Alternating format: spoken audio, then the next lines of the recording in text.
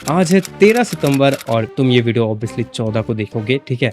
But मैं गया था आज Demon Slayer Kimetsu no Yaiba the movie Infinity Castle war देखने थिएटर्स में। और भाई क्या देखा मैंने और क्या एक्सपीरियंस किया वो मैं बयान नहीं कर सकते कि क्या मैंने देखा और क्या मैंने एक्सपीरियंस किया। अगर तुम्हें देखना है तो खुद जाना पड़ेगा ऑब्वियसली। बट अगर हम यहाँ पे मूवी की बात करें तो भाई मूवी जो थी क्रेजी थी, ठीक है। अब देखो यहाँ पे बहुत सारी चीजें मैंने देखी वीडियो बनाने से पहले, कुछ रिव्यूज मैंने पहले ही देखे कि लोग क्या कह रहे हैं, लोग तो क्या ओपिनियंस है, तो मैंने देखा। अब मिक्स ओपिनियंस है थोड़े बहुत, बट देखो फॉरगेट, किसी को रसगुल्ले पसंद होते हैं, किसी को रसमलाई, बट पसंद तो है ना।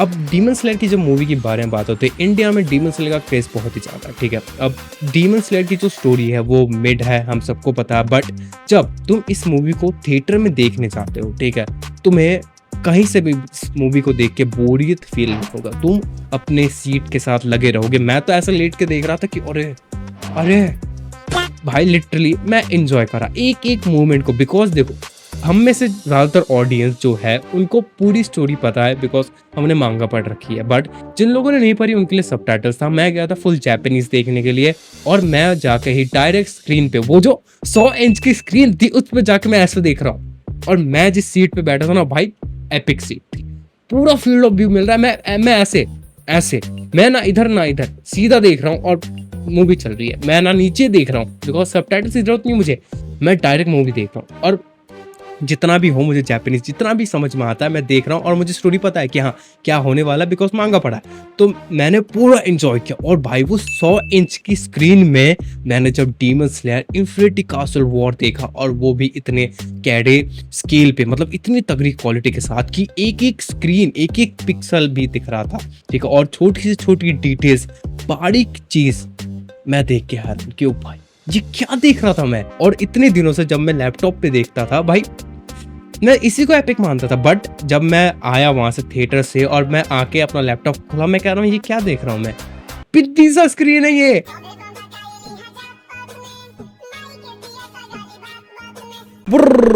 लिटरली इंजॉय करना चाहते हो किसी एनीमे को तो भाई थिएटर्स में अगर तुम्हारे पास ऑप्शंस है तो जाओ और जाके देखो, ठीक है। उससे तगड़ा एक्सपीरियंस तुम्हें नहीं मिलेगा जी, जहाँ पे एक कैरेक्टर जैसे अकाजा आया, ठीक है, तानजीरो, जेनित्सु और साथ ही साथ अपना ग्यू, ये इनकी एंट्री पे भाई कान फाड़ के चीख, पीछे से मैं खुद चीख रहा हूँ कि ओ भाई क्या एंट्री हुई। बट एक चीज का बुरा लगा मुझे यार, अपने कोकोशिबो की एंट्री पे कोई चिल्लाया नहीं। बट मैं मानता हूँ उसकी 2 एंट्री मिली, एक मिड में मिली और एक एंड में मिली। अभी नहीं, 2027 में जब हम जाएंगे इसे देखने तब कैडी एंट्री मिलेगी अपनी कोकोशिबो की। और जब भाई आकाजा और क्यू की फाइट जो मैंने देखी, स्वाद आ गया पाची भाई। जो अफोर्डेबल तुम लोगों ने किया है ना, तुम लोगों का नशा मैं भूल नहीं पा रहा उस वहां से आके, ठीक है। मैं थिएटर में गया, बोला कि नहीं अभी एंट्री है। मैंने अपने दोस्त को कॉल लगाया साहिल को कि भाई क्या है बता। वो मुझे कह रहा है भाई मस्त है तू देख। मैं गया, मैं बैठा और जब चालू हुई, मैं भाई थिएटर्स में जाकर देखो, नहीं तो मजे नहीं ले पाओगे भाई। तुम जितना भी तुम्हारे घर पे 32 इंच का टीवी हो, 65 इंच का टीवी हो, वो चीज तुम थिएटर के अलावा कहीं एक्सपीरियंस नहीं कर सकते। और भाई एक और चीज, साउंड, म्यूजिक और वॉइस आर्टिस्ट, मतलब डबिंग आर्टिस्ट, इनका जो काम था वो एपिक, सल्यूट, ठीक है। देखो जब तुम एज अ मोबाइल या फिर लैपटॉप पे देखते हो वो तुम्हें साउंड, वो एक्सपीरियंस, वो मजा नहीं आता। बट जब तुम थिएटर में डॉल्बी एटमॉस्फेयर 7.1, 8.1 जितना भी तुम्हारे वहाँ का हो, उसमें देखते हो एक एक आवाज जो तुम पाते हो और जो तुम सुनते हो, वो माइंड फक हो जाता है। इतने टाइम से मैं एनीमे देख रहा हूँ बट मुझे एक्सपीरियंस मिला इस बार थिएटर में जाके उन वॉइस आर्टिस्ट का, यहाँ से पढ़ रहा है, उनका एक्सपीरियंस लेना मजा आ गया। उनका एक्सप्रेशन, उनका रोना, उनका हंसना, उनका क्रीपी वो जो टेरर हंसी, वो भाई क्रेजी लग रहा था मुझे देखने में, सुनने में कि हाँ भाई मजा आ रहा है। और छोटी सी छोटी डिटेल्स को भी सुनने में बहुत ही ज्यादा मजा आ रहा था मुझे देखने में, ठीक है। मैं सल्यूट करता हूँ लिटरली डबिंग आर्टिस्ट को कि भाई एक जान डाल देते हैं वो। म्यूजिक और बीजीएम और डबिंग आर्टिस्ट, इन तीनों ने इसको और भी ज्यादा एपिक बना दिया। लिटरली मैं कहूँ डीमन स्लेयर जो है, मेरे हिसाब से स्टोरी तुम चाहे जितनी भी कह लो कि हाँ ये मिड है, मैं खुद मानता हूँ, बट अफोर्डेबल का एनिमेशन और बैकग्राउंड म्यूजिक और साथ ही साथ इनका जो डबिंग आर्टिस्ट है, ये सब इतनी ज्यादा जान डाल के इन लोगों ने किया है ना कि जस्ट एब्सोल्यूट सिनेमा कहने का मन कर रहा है कि हाँ एब्सोल्यूट सिनेमा। बट तब भी कुछ कुछ चीजें हैं जहाँ पे तुम्हें यहाँ पे ध्यान देनी पड़ती है मूवी के अंदर, कि मूवी के अंदर कभी कभी थोड़ा थोड़ा वो लगता है कि खिंच रहा है, और थोड़ा वो लगता है, मुझे लगा, बिकॉज देखो मुझे स्टोरी पता है और क्या चीजें हैं नहीं है, ठीक है, तो मुझे पता है कि माइंड में चल रहा था मेरे कि अब ये होगा, अब ये आएगा, अब ये आएगा। मूवी थोड़ी सी लेंथी लगती है कभी कभी जब डायलॉग बाजी होती है, बट नहीं, हर टाइम पे नहीं। जब स्टोरियाँ चलती हैं, जैसे जब मैंने आकाज़ाका स्टोरी, जब मुझे पता है, सबको पता है कि क्या हुआ, बट जब मैंने उसको एनिमेशन में देखा, वो रोना, मैं रोया, मैं थिएटर में मेरे आंख से आंसू गिरा जब मैंने आकाज़ाका स्टोरी देखा। मैंने जब मांगा पढ़ा था, मैं मित्सुरी और जो वो था ओबनाई, क्या नाम था मैं भूल गया, सॉरी, उसकी जब मैंने स्टोरी पढ़ी थी मैं रोया था वहाँ पे, ठीक है, मांगा के अंदर। बट जब मैंने आकाज़ाका स्टोरी यहाँ पे देखा मैं रोया, ठीक है। शिनोबु मरी, मैं दुख ही हुआ कि शिनोबु मर गई, ठीक है। शिनोबु का बैक स्टोरी चला, मैंने देखा, इंटेंसली देखा कि मुझे जानना था अच्छे से। और लिटरली अगर जब तुम मांगा में पढ़ते हो, यहाँ पे बहुत ही बड़ी चीज़ है, तुम अगर ध्यान दो, मांगा में जब तुम पढ़ते हो कोई चीज़ और उस चीज़ में अगर तुम इमोशनली हिट होते हो, तुम ऑब्वियसली यहाँ पे और ज़्यादा बुरी तरीके से तुम इमोशनल हिट होगे। बिकॉज मैंने वहाँ पे शिनोबु को देखा, मैं रोया नहीं, मुझे बुरा नहीं लगा, बट जब मैंने यहाँ पे शिनोबु को देखा मुझे बुरा लगा। मैं लिटरली और थोड़ा तगड़ा और चलता ना वहाँ पे और भी ज़्यादा मैं रो देता वहाँ पर ही। जैसे मैंने आकाज़ा का वो फाइनल जो मूवी सीन था जब वहाँ पे वो अपनी वाइफ को पकड़ के रोता है, ओ भाई मैं रो दिया वहाँ पे। उसकी वाइफ को पकड़ के वो रो रहा, मैं कंट्रोल कर रहा हूँ कि नहीं रो मत, वैसे अंधेरा है कोई देख नहीं पाएगा, बट फिर भी रो मत भाई। इसे कहते हैं डबिंग, इसे कहते हैं इमोशनल हिट करना मूवी को, ठीक है। और भाई जो कह रहा है ना मूवी मिड है, ये है, I don't fucking care movie mid है। इन लोगों ने जो अफोर्डेबल्स का नशा दिया है और जो डबिंग दी है, मूवी को एपिक बना दिया। और साथ ही साथ इंडिया में एनिमे अगर आए, जैसे अपना demon slayer infinity Castle war जो आया, फर्स्ट डे पे 13 करोड़, सेकंड डे पे इसने 8.5 करोड़ के ऊपर कमाया, मतलब 21-22 करोड़ के आसपास इसने अब तक का इनकम कर लिया 2 दिन के अंदर, जो कि बॉलीवुड मूवी नहीं कर पाती। बट फिर भी स्क्रीनिंग उतनी ज्यादा नहीं मिलती। मेरे थिएटर में जहाँ पे मैं गया था सिलीगुड़ी के, वहाँ पे अपने सिटी सेंटर मॉल में, वहाँ पे ज्यादा नहीं 3 स्क्रीनिंग मिली थी, ठीक है। एक जापानीज वाले को, एक इंग्लिश वाले को और एक हिंदी वाले को, तीनों टाइमिंग में चल रही थी। पूरा थिएटर मेरा जो थिएटर था जापानीज वाला, वो भी 85% ऑलमोस्ट फुल था, ठीक है, ऑलमोस्ट 85% तक। और भी अगर कुछ होते, बिकॉज हिंदी किसी को हिंदी देखना, किसी को इंग्लिश में देखना, इसके कारण वो हो गया। और मेरे यहाँ पे 3 सिनेमा हॉल है और तीनों में सीन लगी हुई थी और तीनों में लोग गए डिवाइड होके, तो सोच सकते हो। और इंडिया में सोचो, इंडिया में 2 दिन के अंदर उसने 21 करोड़ के आसपास कमाया। और अगर पैन इंडिया रिलीज होता, मैंने अपने डिस्कॉर्ड पे या फिर व्हाट्सएप पे भी मैंने अपने कुछ दोस्तों से बात की, ठीक है, इवनली जहाँ पे मैं पहले रहता था, ठीक है, वहां पर भी ये मूवी अभी तक नहीं लगी। इसका मतलब तुम समझ रहे हो कि ये मूवी अगर पैन इंडिया में हर एक जगह पे, तो इस मूवी को तुम सोच रहे हो कितना तगड़ा रिस्पॉन्स मिलता है। ये एक नॉन हॉलीवुड मूवी होते हुए इतना तगड़ा रिस्पॉन्स ली, और 13 करोड़ कम नहीं होता। एक बॉलीवुड मूवी को अब 13 करोड़ कमाने में उसके फटके हाथ में आ जाती है, और 13 करोड़ का ओपनिंग फर्स्ट डे पे। तो भाई देखो, मूवी के बारे में एट द एंड एक ही चीज कहूंगा, मैं तो भाई बाकी रहा था, अपने एक्सपीरियंस दे रहा था, बिकॉज ये मेरा फर्स्ट टाइम था। और हाँ, एक और चीज, तो ऐसा हुआ, मैं जाके डायरेक्ट सीट पे बैठ गया कि चलो रिक्लाइन वाली सीट है, आराम से बैठ के देखेंगे। मैं जैसे ही बैठा, सामने चालू हो गया अपना चेनसो मैन मूवी रेस का ट्रेलर, और भाई 100 इंच की स्क्रीन पे मैं माँ की माँ और रेस को मैं उसमें देख रहा हूँ। वैसे समझ पा रहे कौन से वाले सीन की मैं बात कर रहा हूँ। और फीमेल ऑडियंस और सब ऑडियंस पीछे में, हम सब ओ वो जो एक सीन, वो जो एक मोमेंट बना ना, वो मैं कभी नहीं भूलूंगा, ठीक है। कि मैं बैठा, चलो ठीक है, और डायरेक्ट चालू हो गया। और खास बात मैंने नोटिस की, 26 सितंबर को आ रही है, जो अक्टूबर में आने वाला था वो इंडिया में 26 सितंबर को आ रहा है। और मैं जा रहा हूँ देखने उसे देखने। मुझे नहीं पता, मुझे जो एक्सपीरियंस मिला मूवी देख के थिएटर्स में, वो मैं मिस नहीं कर रहा। मैं जा रहा हूँ फिर से मूवी देखने थिएटर में, वो भी इस बार चेनसो मैन देखेंगे। और तुम्हारे साथ ये मोमेंट हुआ कि नहीं, जरूर मुझे बताना, ठीक है। और एक और चीज मैं कहना चाहूंगा एंड में, कि मूवी मिड है, मूवी थोड़ी सी तुम्हें लेंथी लग सकती है, बट मूवी एपिक है।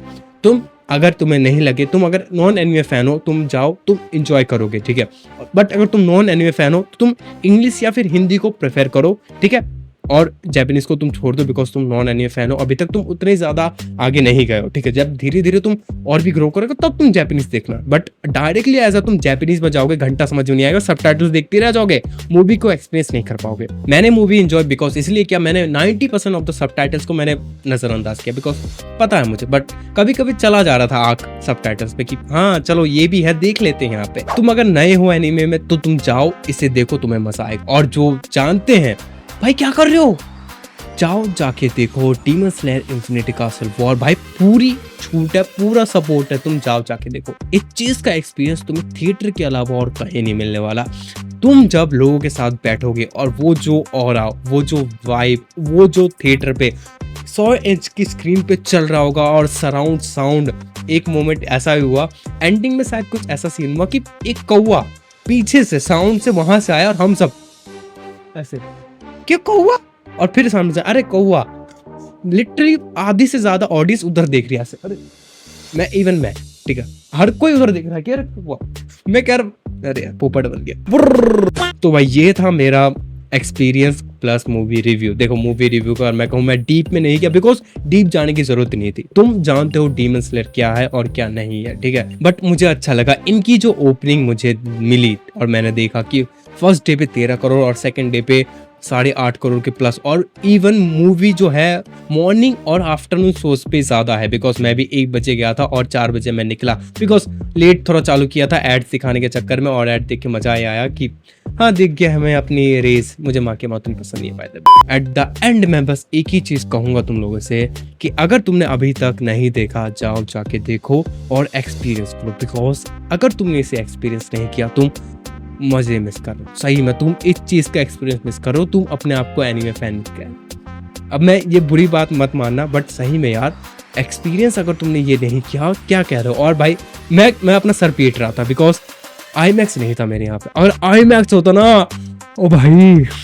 तो आज के लिए बस इतना ही, ठीक है भाई। मैं एक्साइटेड हूँ, मैं अभी तक एक्साइटेड हूँ, मेरे माइंड में अभी भी वो चीजें घूम रही है जब मैंने आकाशा, ग्यू, ये सब की फाइटिंग देखी, जब ग्यू ने अपना मार्क अनलॉक किया, ओ भाई वो सीन एपिक, एब्सोल्यूट सीन हुआ भाई। ग्यू पूरा फाड़ रहा था, हाँ मैं मानता हूँ कि ग्यू की बहुत बुरी एल लगी, बट क्या फाड़ा ग्यू ने भाई। मैं वो चीज अभी लगा रहा हूँ, अगर मेरे पास एक और चांस होता, ठीक है, मैं फिर से जाके देखता, बट सिर दर्द हो रहा था मेरा थोड़ा आके, ठीक है। तो जो भी हो वीडियो एंड करते हैं, जहां पे मैं कहूंगा डीप डाउन मत देखो, इंजॉय करो। अगर तुम्हें कोई मूवी इंजॉय दे रही है तो जाओ जाके देखो, ठीक है, बिकॉज एट द एंड एक ही चीज मिलती है, वो है इंजॉयमेंट, ठीक है। हर कोई मूवी फ्लॉप होती है, टॉप होती है, सक्सेस होती है, एकदम बेकार होती है, बट अगर तुम्हें कोई मूवी इंजॉय दे रही है, इंजॉयमेंट लो बस। बट डीमन स्लेयर तुम्हें फुल मजे देती है, पैसा वसूल करती है। तुम भाई एंड में हम मिलिट्री, मुझे तुम्हारा नहीं पता तुम्हारे थिएटर्स का, मेरे थिएटर में हर कोई उठ के तालियां बजाया, ठीक है, पूरा थिएटर उठ के तालियां बजाया। और मैंने खुद, मैं अब रिकॉर्डिंग ऑब्वियसली मैं इंजॉय कर रहा था, मैं अब रिकॉर्डिंग करते थोड़ी बैठूंगा, मैंने कुछ मोमेंट्स बस रिकॉर्ड किए बस, वरना मेरे जो थिएटर में हर कोई स्टैंड अप होके क्लैपिंग की, मैं खुद किया इवन। और एंड में जो लीसा का गाना बजा, मैं बैठा रहा ढीठ की तरह, ठीक है, हर कोई उठ के जा रहा था तालियां बजा के, मैं बैठा कि मुझे ये गाना जो लीसा का है एंड में जो बजता है उसको मैंने पूरा एंजॉय किया। और भी कुछ लोग थे जिन्होंने मेरे साथ वो गाना एंजॉय किया, और मैं वो गाना गा भी रहा था मजे में अपने साथ, ऐसे कि या तो भाई वीडियो एंड करते हैं, बिकॉज अगर मैं बोलने बैठा आज तो मैं ये वीडियो 1 घंटे लंबी हो जाएगी, बिकॉज भाई जो मैंने एक्सपीरियंस किया आज वो मेरे लिए एपिक था, इसको मैं बोलूंगा नहीं। तो बस मैं एंड में एक ही चीज कहूंगा, मूवी वॉज एपिक, तुम लोग जाओ जाके देखो, मूवी तो मेरे निराश नहीं करने वाली, तुम जाओ जाके एंजॉय करो, ठीक है। और जिनके शहरों में नहीं लगा उनके लिए यार दिल से बुरा लग रहा है कि तुमने ये एपिक चीज मिस कर दी। क्या करो, खासकर तेरे लिए बुरा लग रहा है यार मेरे दोस्त की तूने मिस कर दी, बट भाई क्या एपिक चीज थी। मैं तुझे क्लिप्स भेजूंगा डिस्कॉर्ड पे, टेंशन मत लियो। वैसे बाय द वे क्या करो मेरा दोस्त है तो टेंशन मतलब मैं इसे पायरेसी नहीं करा रहा, ठीक है यार, तुम मत बोलना कि पायरेसी करा रहा, नहीं, कुछ 1-2 मिनट की क्लिप्स मैं इसे भेज दूंगा, बेचारे को वहां पे मूवी नहीं लगी। एंड करते हैं, और लंबा नहीं, जाओ जाके देखो demon slayer infinity Castle war, enjoy करो, ठीक है। और हो सके तो अपने दोस्तों को ले जाओ, मैं साला अकेला गया था यार। तो जो भी हो, वीडियो पसंद आए तो लाइक कर देना, कमेंट में जरूर बताना कि तुम गए तो कैसा लगा और क्या एक्सपीरियंस था तुम्हारा Demon Slayer Kimetsu no Yaiba the movie Infinity Castle war देखने का। लिटरली मैं वेट नहीं कर पा रहा 2027 में हम कोको शिबू को देखेंगे। सब्सक्राइब कर देना और मिलते हैं हम अपने अगले वीडियो में, तब तक के लिए जाना।